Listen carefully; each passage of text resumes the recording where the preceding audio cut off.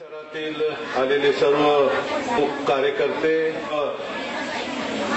जमलेल्या बंधू भगिनी,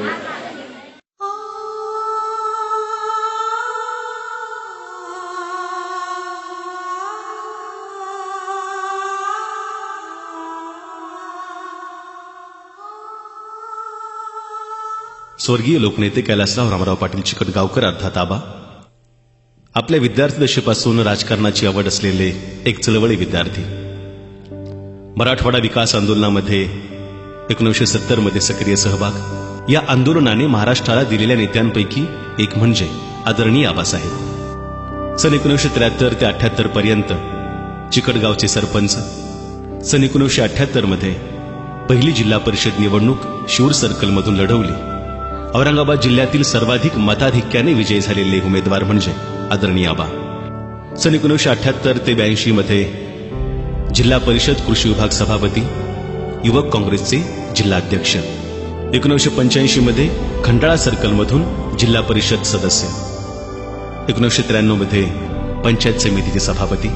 1995 ते 99 मध्ये वैजापूर विधानसभा मतदारसंघातून आमदार म्हणून विजयी. माननीय शरदचंद्र पवार यांचे निकटवर्तीय सहकारी. मराठवाड्यामध्ये राष्ट्रवादी काँग्रेसची पायाभरणी श्रद्धेय आबांनी केली. माननीय पवार साहेबांसोबत मराठवाड्यातून राष्ट्रवादीमधून जाणारे पहिले आमदार म्हणजेच आदरणीय आबासाहेब. कापूस पणन महामंडळ महाराष्ट्र राज्याचे प्रशासक. विरोधी पक्षाचे आमदार असतानाही अनेक योजना खेचून आणल्या, तालुक्याच्या विकासात भर टाकली. Nandur Madhmeshwar express canal regular budget मंजूर करून घेतले. वैजापूर कर्जमुक्ती आंदोलन आणि निकाल स्वरूप संपूर्ण भारतभर कर्जमाफी. श्री संत शंकर स्वामी संस्थांचा आबांनी जीर्णोद्धार केला. साधू संतांसोबत वारकरी मंडळींसोबत जिव्हाळ्याचे संबंध ठेवले आणि श्री शंकर स्वामी संस्थांचे आदरणीय आबा अध्यक्षपदी निवडले गेले.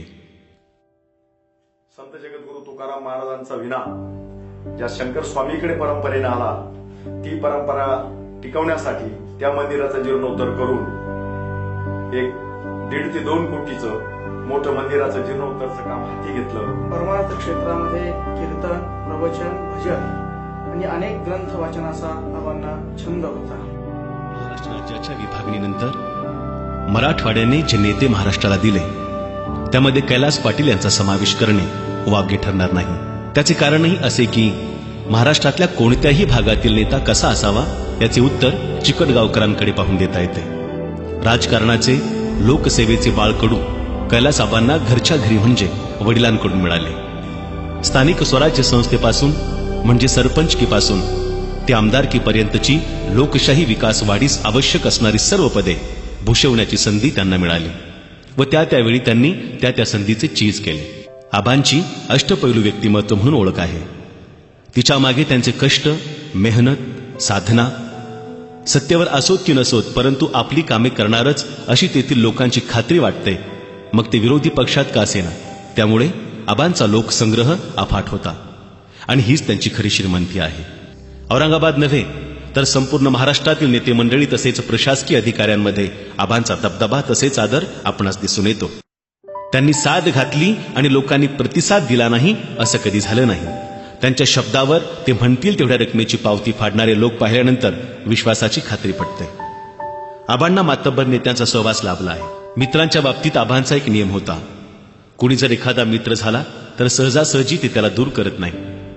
त्याला सांभाळणं, आर्थिक ताकद देणं, कुठे कमी जास्त झालं तर त्यांना मदत करणं हा आबांचा स्वभाव होता. करण्यात माझ्या आईवडिलांनंतर मला प्रेम करतील असं कैलास बाबांनी दिलं.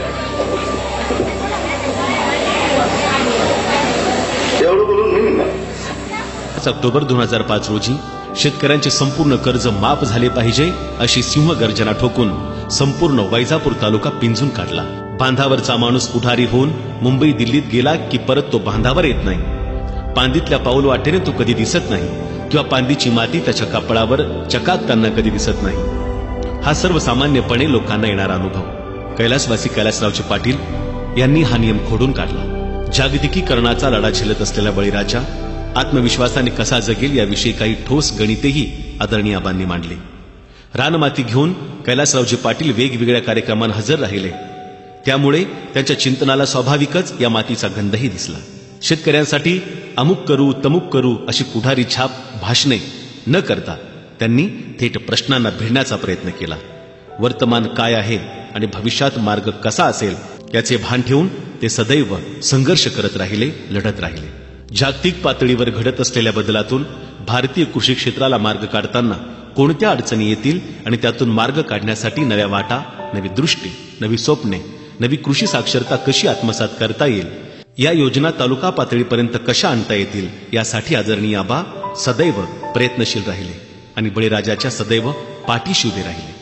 आणि त्यानंतर खऱ्या अर्थाने युवक नेता म्हणून आबा प्रकाशित होतात आले. अपक्षाचे नेते अशोकदादा पाटील डोणगावकर हे बांधकाम खात्याचे राज्यमंत्री होते. त्यांचा सत्काराचा कार्यक्रम कैलास पाटलांनी वैजापूर या ठिकाणी आयोजित केला होता. सत्काराला उत्तर देताना ते म्हणाले, मला मंत्री होऊन आज 26 दिवस झाले आहे.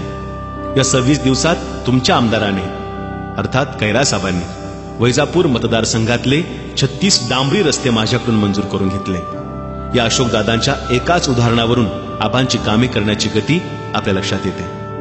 शरदचंद्रजी पवारांच्या रूपाने मराठी अस्मितेचा अपमान दिल्लीत झाल्याने त्याचा निषेध म्हणून त्यावेळी राज्यात काँग्रेसच्या निवडून आलेल्या संपूर्ण आमदारांपैकी फक्त एकट्या कैलास पाटलांनी पक्षाचा राजीनामा देऊन आदरणीय पवार साहेबांच्या पाठीशी खंबीरपणे उभे राहण्याचा राज्यात सर्वप्रथम निर्णय घेतला. हा निर्णय घेत असताना त्यांनी आपल्या राजकीय भवितव्याचा तीळ मात्रही विचार केला नाही. यावरून माननीय शरदचंद्र पवार साहेबांविषयी त्यांची निष्ठा दिसून येते. अनेक कार्यकर्ते कधी तळ्यात कधी मळ्यात राहिले, पण टीका टिप्पणी करत नाही. कलियुग आहे, चंचल युग आहे.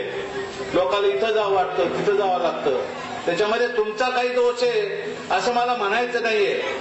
सध्या राजकारण त्याच परिस्थितीनं चाललेलं आहे. पण असे कमी माणसं माइलस्टोन, एखादा माइलस्टोन असतो जो वर्षानुवर्ष एकाच ठिकाणी आपलं किती किलोमीटर हे गाव हे दाखवत असतो. राजकीय क्षितिजावर आबांनी आपल्या अजातशत्रू व्यक्तिमत्वामुळे जी छाप पाडली व जनसामान्यांचे प्रेम मिळवून त्यांच्या मनात जे स्थान मिळवले आहे, ही गोष्ट खरोखर हेवा वाटावा अशीच आहे. आबांच्या बालपणापासूनच इतरांच्या जीवनात सुखाची हिरवळ फुलवण्याचा आबांचा ध्यास, आबांची मनापासून तळमळ, ह्या गोष्टी त्यांच्या मनाच्या ओलाव्याची जाणीव करून देतात.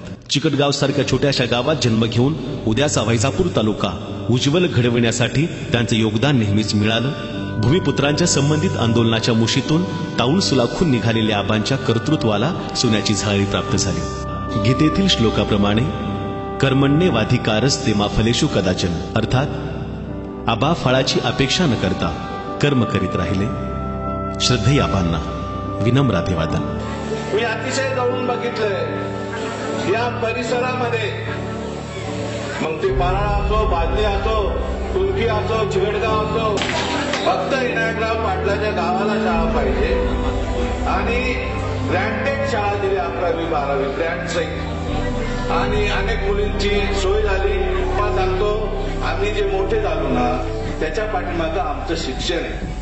देतो. जय हिंद, जय भारत, जय महाराष्ट्र.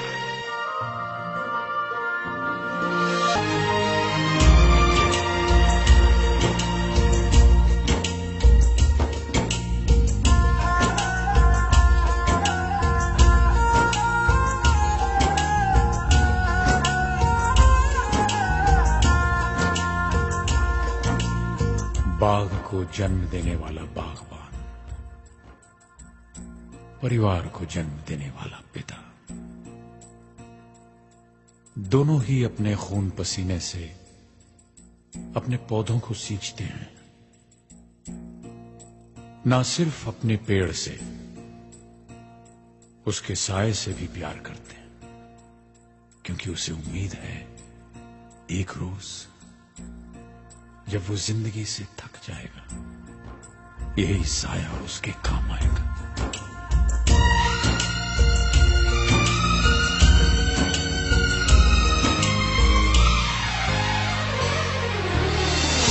बागों के हर फूल को अपना समझे बागवान, बागों के हर फूल को अपना समझे बागवान. हर घड़ी करे रखवाली, पत्ती पत्ती डाली डाली सींचे बागवान.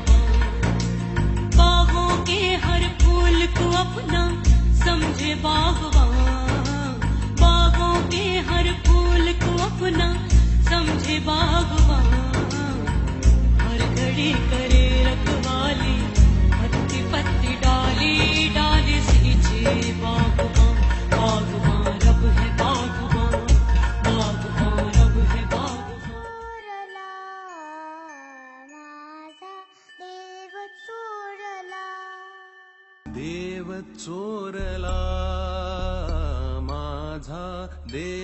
चोरला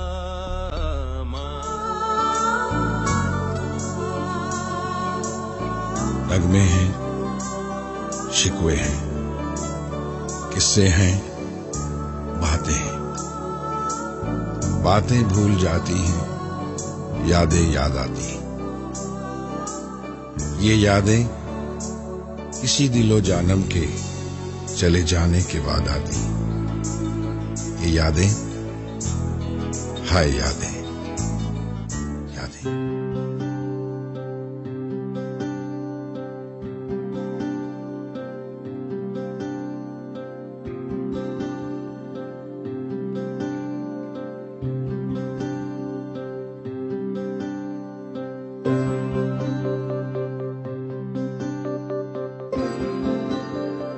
रित्या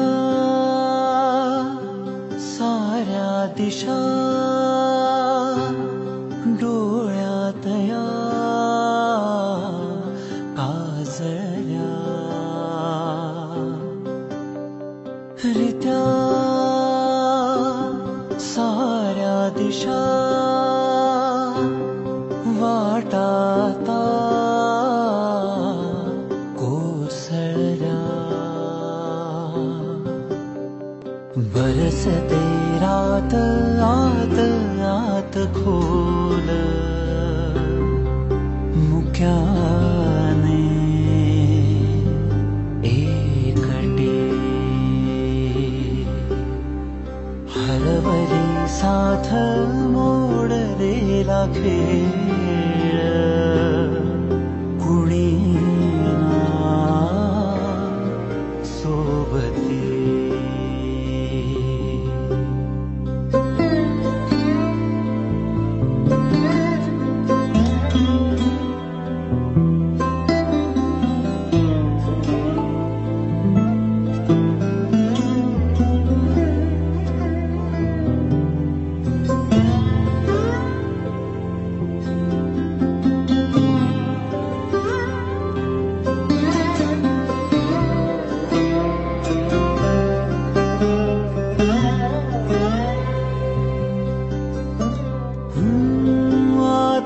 थकलेल्या जीवा मिळू दे आसरा साऱ्या दुखऱ्या यातनांचा विझवू दे दिवा घेऊ दे ना उशाशी चंद्र चांदण्या अंथरून शांतता मिटू दे ना पुन्हा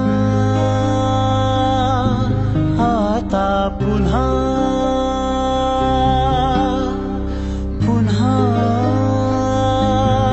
आता पुन्हा अंधार हा पांघरला रित्या साऱ्या दिशा डोळ्यात या काजळल्या काय केली चूक आम्ही कशाची दिलीत सजा बुद्धिबळाच्या पटावरून आज राजाच झाला वजा बुद्धिबळाच्या पटावरून आज राजाच झाला वजा